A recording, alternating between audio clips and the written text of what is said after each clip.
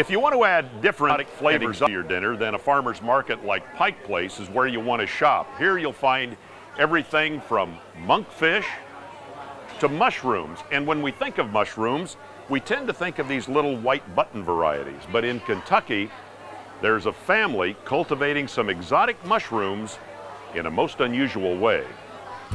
We have a few mushrooms on this one. Billy Webb knows it takes more than a discerning eye. Not ready yet. And nimble hands to pluck the perfect mushroom.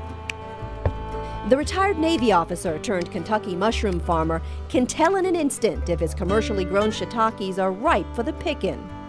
You're looking for this little curl that we have on here, and then when it's curled like this is actually perfect. It's taken years for Billy to develop his mushroom moxie. For this organic mushroom operation, the Webbs have a growing yard. Logs of eastern white oak timber on which thousands of shiitake mushrooms will sprout and be harvested. The first year, our concept was that we were going to do 7,000 logs a year, and we suddenly realized that that was getting a little out of hand with 7,000 logs. Billy scaled back the number of logs to about 4,000 a year once he saw the prep work and manual labor involved.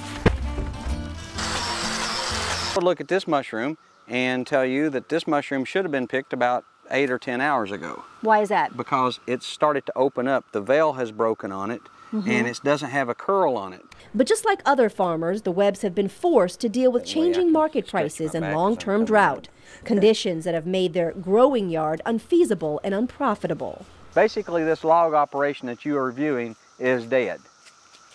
It's not doing what it's supposed to do. It's not economically feasible, actually, for me to keep trying to do it.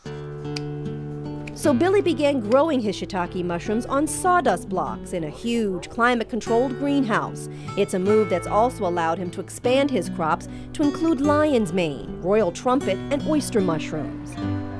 We grow 16 different varieties of oyster mushrooms here.